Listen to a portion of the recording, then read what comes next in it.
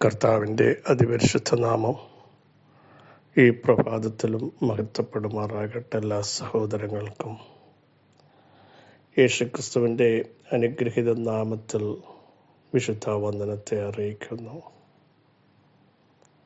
ദൈവം നമുക്ക് ഉദാഹരണങ്ങളുടെ ദൈവമാണ്. എല്ലാ മേഖലകളിൽ നിന്നും നമ്മളെ ഉദ്ധരിക്കുന്ന സർവശക്തനായ ദൈവത്തിന് നന്ദി നിറഞ്ഞ ഹൃദയത്തോടെ സ്തോത്രം ചെയ്യാം. എപ്പോഴും യഹോഭക്തിയോടെ നമുക്കിരിക്കാൻ ഇടയാവണം. തൻ്റെ ഭക്തന്മാരുടെ പ്രാണങ്ങളെ കാക്കുന്ന ദൈവം, ദോഷങ്ങളിൽ നിന്ന് അവരെ വിടുവിക്കുന്ന ദൈവം, തൻ്റെ ഭക്തന്മാർക്ക് വേണ്ടി സംഗ്രഹിച്ചു വെച്ച നന്മകൾ എത്ര വലുതാണ് എന്ന് 31-ാം സങ്കീർത്തനത്തിൽ വായിക്കുന്നു. ഭക്തന്മാർക്ക് വേണ്ടി ദൈവം ചിലത് സംഗ്രഹിച്ചു വെച്ചിട്ടുണ്ട്. അതാർക്കും തടയാൻ പറ്റത്തില്ല.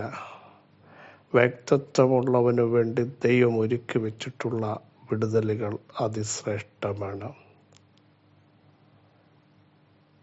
കഴിഞ്ഞ നാളുകളിലൊന്ന് തിരിഞ്ഞു നോക്കിയിട്ട് ദൈവത്തിന് നന്ദി പറയാൻ എത്രയോ വിടുതലുകൾ ദൈവം നൽകി.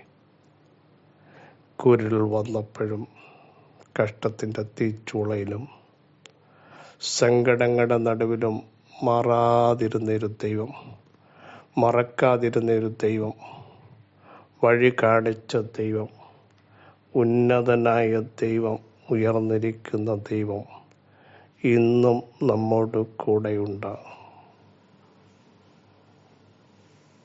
ആരിലും നമ്മുടെ ഭാരങ്ങളെ അറിയുന്ന ഒരു ദൈവം. അതുകൊണ്ട് തിരുവെഴുത്ത് പറയുന്നു, നിന്റെ ഭാരം യഹോവയുടെ മേൽ വെച്ചുകൊള്ളുക, അവൻ നിന്നെ പുലർത്തും.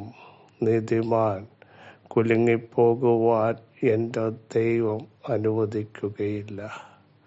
പുതിയ നിയമത്തിൽ വന്നപ്പോൾ പത്രോസ്ലീഹ പറയുന്ന ശ്രദ്ധിക്കൂ, അവിടുന്ന് നമുക്കായി കരുതുന്നതാകയാൽ നമ്മുടെ സകല ചിന്താകുലവും ഇട്ടാൽ മതി. നമ്മൾ നിൽക്കുന്നിടത്ത് നിന്ന് ദൈവത്തിൻ്റെ പാദപീഠത്തിങ്കലേക്ക് ഇടാൻ തയ്യാറാണെങ്കിൽ ഇട്ടിട്ട് നാം ഫ്രീ ആകണം. നമ്മളെ സംബന്ധിച്ച് നമ്മുടെ ഒരു ലിഫ്റ്റിൽ കയറുമ്പോൾ നമ്മുടെ കയ്യിൽ എത്ര വെയിറ്റ് ഉണ്ടെങ്കിൽ ലിഫ്റ്റിൽ വെക്കാനാണ് അതിൻ്റെ ഉപയോഗം. പക്ഷെ നമ്മൾ ലിഫ്റ്റിൽ കയറിയിട്ടും വീണ്ടും വെയിറ്റ് പിടിച്ചുകൊണ്ട് നിൽക്കേണ്ട കാര്യമില്ല. കർത്താവിൻ്റെ കയ്യിൽ കൊടുത്തിട്ട് പിന്നെ നമ്മളത് ചുമക്കേണ്ട കാര്യമില്ല. നമ്മൾ പലപ്പോഴും പ്രാർത്ഥനാമുറിയിൽ വിഷയങ്ങൾ കർത്താവിൻ്റെ മുമ്പിൽ കൊടുക്കും. പ്രാർത്ഥിച്ച് ആമേൻ കഴിഞ്ഞ് പറഞ്ഞ് എഴുന്നേറ്റ് കഴിയുമ്പോൾ വീണ്ടും അത് നമ്മൾ ചുമക്കുകയാണ്. നമുക്ക് ആ കർത്താവിൻ്റെ സാന്നിധ്യം ഓർത്ത് സ്തോത്രം ചെയ്യാൻ, അല്ലെങ്കിൽ വിടുവിക്കുന്ന ദൈവത്തിൻ്റെ ശക്തി പ്രാർത്ഥനാ റൂമിനകത്ത് മാത്രമേ ആമേൻ പറയുന്ന സമയം വരെ നമ്മൾ അനുഭവിക്കുന്നുള്ളൂ. പിന്നീട് വീണ്ടും ടെൻഷനുകൾ നമ്മൾ തന്നെ ഏറ്റെടുക്കുന്നു. ആ വിശ്വാസത്തിൻ്റെ ആഴം ഇന്ന് പകലൊന്ന് വർദ്ധിക്കണം. ഞാൻ ആരുടെ പാദപീഠത്തിങ്കലാണ് വിഷയം കൊണ്ട്. നമുക്കറിയാം, പക്ഷപാതക്കാരനെ 4 പേർ ചുമന്നു കൊണ്ടുപോയവരുടെ വിശ്വാസമാണ് കർത്താവ് കണ്ടത്. അവർക്കറിയാം, കർത്താവിൻ്റെ പാദപീഠത്തിങ്കിൽ ഞങ്ങൾ വിഷയം ചുമന്നുകൊണ്ട് പോയാൽ തിരിച്ച് ചുമക്കേണ്ടി വരത്തില്ല എന്ന ആഴമായ വിശ്വാസമുള്ളതുകൊണ്ട് ഈ സബ്ജക്റ്റ് ഇവർ ഒരുമിച്ച് പിടിക്കുകയാണ്, ഒരുമിച്ച് ചുമക്കുകയാണ്, എന്നിട്ട് അവിടുത്തെ പാദപീഠത്തിങ്കിൽ കൊണ്ടുവയ്ക്കുകയാണ്.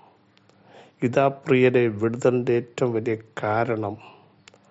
ചുമന്ന് കൊണ്ടുവച്ചിട്ട് വീണ്ടും അത് ചുമപ്പിക്കുന്ന ഒരു ദൈവമല്ല നമ്മുടെ കർത്താവ്. പലപ്പോഴും നമ്മുടെ അവിശ്വാസം കൊണ്ടിട്ടേച്ച് ആവർത്തിച്ച് പറയുന്നു, പിന്നെയും നമ്മളത് എടുത്തുകൊണ്ടിരിക്കുകയല്ലേ. ആരുടെ കയ്യിലാണ് കൊടുത്തത് വിഷയം? ആരോടാണ് നിങ്ങൾ പറഞ്ഞത്? കഴിവില്ലാത്ത ദൈവമാണോ? കാണാത്ത ദൈവമാണോ? കേൾക്കാത്ത ദൈവമാണോ? പരിഹരിക്കാൻ പറ്റാത്തവനാണോ നിങ്ങൾ സേവിക്കുന്ന കർത്താവ്?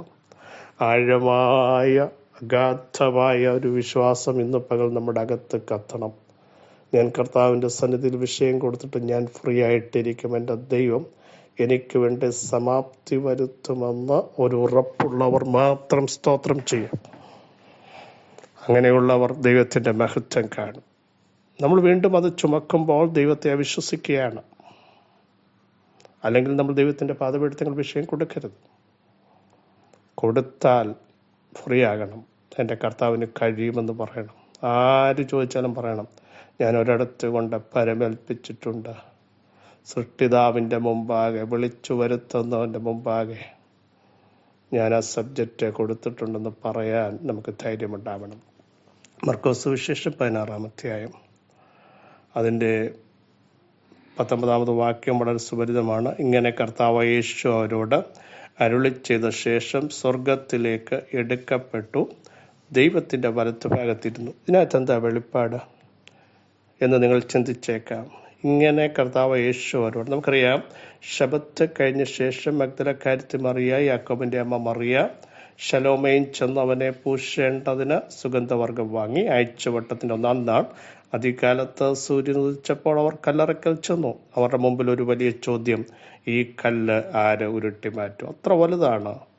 പക്ഷേ മുമ്പോട്ട് മൂവ് ചെയ്യുന്നവൻ്റെ മുമ്പിൽ കല്ലിന് നിൽക്കാൻ പറ്റത്തില്ല.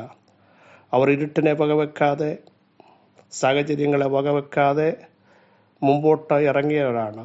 മുമ്പോട്ട് ഇറങ്ങുമ്പോൾ നിന്റെ മുമ്പിൽ നിന്ന് കല്ല് മാറിയേ പറ്റൂ. ആ സാന്നിധ്യം ഇന്ന് പകൽ വെളിപ്പെടുന്നവർ സ്തോത്രം ചെയ്യണം. അവർ നോക്കിയപ്പോൾ സംഭവിച്ചത്, ദൂതൻ ഇരിക്കുന്നത് കണ്ട് ഇവർ ഭ്രമിക്കുകയാണ്. ദൂതൻ പറയുകയാണ്, നിങ്ങൾ പേടിക്കണ്ട, ക്രൂശിക്കപ്പെട്ട നസറ യേശുവിനെ നിങ്ങൾ അന്വേഷിക്കുന്നു. അവൻ ഉയർത്തെഴുന്നേറ്റു, അവനില്ല. അവനെ വെച്ച സ്ഥലം കാണുവീൻ. എന്നിട്ട് നിങ്ങൾ ചെന്ന് ശിഷ്യന്മാരോട് ഇത് പറവീൻ എന്ന് പറഞ്ഞു. അവർക്ക് വിറയിലും പരിഭ്രമവും പിടിച്ചു. അവർ കല്ലറ വിട്ടോടിപ്പോയി. അടുത്ത ഭാഗം ശ്രദ്ധിക്കുക. ആഴ്ചവട്ടത്തിൽ 1-ാം നാൾ രാവിലെ ഉയർത്തെഴുന്നേറ്റിട്ട് യേശു താൻ 7 ഭൂതങ്ങളെ പുറത്താക്കിയിരിക്കുന്ന മഗ്ദൽ മറിയയ്ക്ക് പ്രത്യക്ഷനായി. ആദ്യം അവൾ ചെന്ന് എല്ലാവരോടും ഇത് പറയുക. ദുഃഖിച്ചിരിക്കുന്നവർ, വേദനിച്ചിരിക്കുന്നവർ പറയുന്നവരോട് ഇത് പറയുക. പിന്നീട് 2 ശിഷ്യന്മാർക്ക് യേശു പ്രത്യക്ഷപ്പെട്ടു. പിന്നീട് നമുക്കറിയാം 11 പേർ ഭക്ഷണത്തിലിരിക്കുമ്പോൾ അവർക്കും യേശു പ്രത്യക്ഷനായി. അവരുടെ ഹൃദയകാഠിന്യത്തെ യേശു ശാസിച്ചിട്ട് അവരോട് പറയുക, ഭൂലോകത്തിലൊക്കെയും പോയി സകല സൃഷ്ടിയോടും സുവിശേഷം പ്രസംഗിപ്പിക്കുന്നു. ഇങ്ങനെ യേശു അവരോട് അരുളി ചെയ്തു. അതാണ് നമ്മുടെ കുറിവാക്യം. യേശു അവരോട് അരുളി ചെയ്ത ശേഷം സ്വർഗത്തിലേക്ക് എടുക്കപ്പെട്ടു, പിതാവിൻ്റെ അല്ലെങ്കിൽ ദൈവത്തിൻ്റെ വലത്തുഭാഗത്ത് ഇരുന്നു. എന്താ ഇതിൻ്റെ ആത്മീയ വെളിപ്പാട്? അതാണ് ഞാൻ പറയാൻ പോകുന്നത്. യേശു സ്വർഗത്തിലേക്ക് എടുക്കപ്പെട്ടു, പിതാവിൻ്റെ വലത്തുഭാഗത്തിരുന്നു. കല്ലറയിൽ ഇരുത്തുമെന്ന് പറഞ്ഞ ശക്തിയുടെ മുമ്പാകെ യേശു ഇപ്പം കല്ലറയ്ക്കകത്തല്ലിരിക്കുന്നത്, പിതാവിൻ്റെ വലത്തുഭാഗത്തായിരിക്കുന്നത്. വാഗ്ദത്തമുള്ളവനെ, പ്രവചന ദൂതുള്ളവനെ കല്ലറയ്ക്കകത്ത് ഇരുത്താൻ സകല സംവിധാനങ്ങളും ഒരുക്കിയെങ്കിൽ, പ്രിയരെ, ആത്മശക്തിയോടെ ഞാൻ ഈ വെളിപ്പാട് കൈമാറുന്നു. നിന്നെ ഇരുത്തേണ്ടടുത്ത് സ്വർഗം ഇരുത്തും. തടയാവുന്നവർ തടയാൻ പറ. യേശുവിൻ്റെ നാമത്തിൽ പ്രോമിസുള്ളവനെ, ദൈവശബ്ദം കേട്ടവനെ ഒതുക്കി നിർത്തുമെന്ന് കുടുംബക്കാരും കൂട്ടുകാരും നാട്ടുകാരും ദേശവും അധികാരങ്ങളും ഒരുമിച്ച് പറയുമ്പോൾ ഓർത്തോണം, അവർക്ക് തെറ്റുപറ്റുകയാണ്. ഇരുത്തേണ്ടവനെ ദൈവം ഇരുത്തേണ്ടടത്തിരുത്തും. Praise the lord. Hallelujah, hallelujah. Yeshu അവരോട് അരുളി ചെയ്തതിന് ശേഷം പറഞ്ഞു, ഇനി എനിക്ക് ഇവിടെ ഇരിക്കാൻ പറ്റില്ല, ഞാൻ പിതാവിൻ്റെ അടുക്കൽ ഇരിക്കാൻ പോകുകയാണ്. അതാ വാക്യം. ഇങ്ങനെ കർത്താവ് യേശു അവരോട് അരുളി ചെയ്ത ശേഷം സ്വർഗത്തിലേക്ക് എടുക്കപ്പെട്ടു, ദൈവത്തിൻ്റെ വലത്ത്. ആ ഉയർപ്പിനെ തടയാൻ ആർക്കാ സാധ്യമായത്? സ്വർഗത്തിലേക്ക് എടുക്കപ്പെട്ടപ്പോൾ ആരെങ്കിലും പിടിച്ചു നിർത്താൻ പറ്റിയോ പ്രിയരെ? ഇതാ ഞാൻ പറഞ്ഞ വെളിപ്പാടിൻ്റെ ആഴമായ സത്യം. ദൈവിക ശബ്ദം കേട്ടവരോട് ദൂത് പറയുന്നു, നിന്നെ അവിടെ പിടിച്ചൊതുക്കും, ഈ കല്ലറയ്ക്കകത്തിട്ട് പൂട്ടും, കാരാഗ്രഹത്തിനകത്ത് ഒതുക്കും. ചില അക്ഷരീയ കാരാഗ്രഹമല്ല, മൂവ് ചെയ്യാൻ കഴിയാത്തതുപോലെ നിന്നെയും നിന്റെ കുടുംബത്തെയും തലമുറകളെയും പിടിച്ചൊതുക്കുന്ന മണ്ഡലത്തിൽ ദൈവാത്മാവ് പറയുന്നു, ഇല്ല, നിങ്ങളുടെ മേലുള്ള ദൈവത്തിൻ്റെ വാഗ്ദത്തം എവിടെ ഇരുത്തണമെന്ന് തീരുമാനിക്കുന്നത് സ്വർഗമാ, ദൈവമാ, വാക്കു പറഞ്ഞവനാ, വാഗ്ദത്തം ചെയ്തവനാ. അങ്ങനെയെങ്കിൽ ഇരിപ്പ് വ്യത്യാസം വരാൻ പോകുക. ഇന്നലകളിൽ നീ കിടന്നിടത്ത് ഇരുന്നിടത്ത് നിന്ന് ഇന്ന് പകൽ ദൈവാത്മാവ് പറയുന്നു, ചിലതിൻ്റെ ഇരിപ്പ് വ്യത്യാസം വരാൻ പോകുക. അതിനി എത്ര സംവിധാനങ്ങൾ വിളിച്ചു പറയുക നടക്കത്തില്ലെന്ന് പറഞ്ഞാലും ദൈവാത്മാവിൻ്റെ ഇടപെടിയിൽ ഇപ്പോൾ തന്നെ വെളിപ്പെടുക. വിശ്വസിക്കുന്നവർ ആമേൻ പറഞ്ഞ് ഈ സന്ദേശം ഏറ്റെടുക്കട്ടെ. യേശുവിൻ്റെ നാമത്തിൻ്റെ ശക്തി വ്യാപരിക്കുക. വിശ്വസിച്ചുകൊണ്ട് പറ, ഞങ്ങളെ ഇരുത്തേണ്ടടുത്ത് ഇരുത്തുന്ന, പൊസിഷനെ മാറ്റുന്ന, ഇന്നലകളിൽ നീ ഇരുന്ന കല്ലറകളല്ല, ഇന്നലകളിൽ നീ ഇരുന്ന യേശുവിൻ്റെ നാമത്തിൽ കാരാഗ്രഹമല്ല യോസഫേ, ഇന്ന് നിന്നെ ഇരുത്തേണ്ട സിംഹാസനത്തിൽ ഇരുത്താൻ എൻ്റെ ദൈവത്തിന് പ്രസാദമുണ്ടെന്ന് പരിശുദ്ധാത്മാവ് ദൂതറിയിക്കുന്നു. വിശ്വസിച്ചുകൊണ്ട് ആമേൻ പറയൂ. ദൈവം അവനെ ഇരുത്തേണ്ടടുത്തിരുത്തി. ആരെ? കർത്താവിനെ. ഈ ലോകത്തിലെ ഏതൊക്കെ സംവിധാനങ്ങൾ നിങ്ങൾക്കെതിരെ നിന്നാലും ദൈവം ഒരുവൻ്റെ മേൽ കൽപ്പിച്ച കൽപ്പന അത് നടപ്പാക്കാൻ പോകുക. വിശ്വസിച്ചുകൊണ്ട് ആമേൻ പറഞ്ഞ് ദൈവത്തിന് നന്ദി പറയട്ടെ. യേശുവിൻ്റെ നാമത്തിൽ വിടുതൽ വ്യാപരിക്കട്ടെ.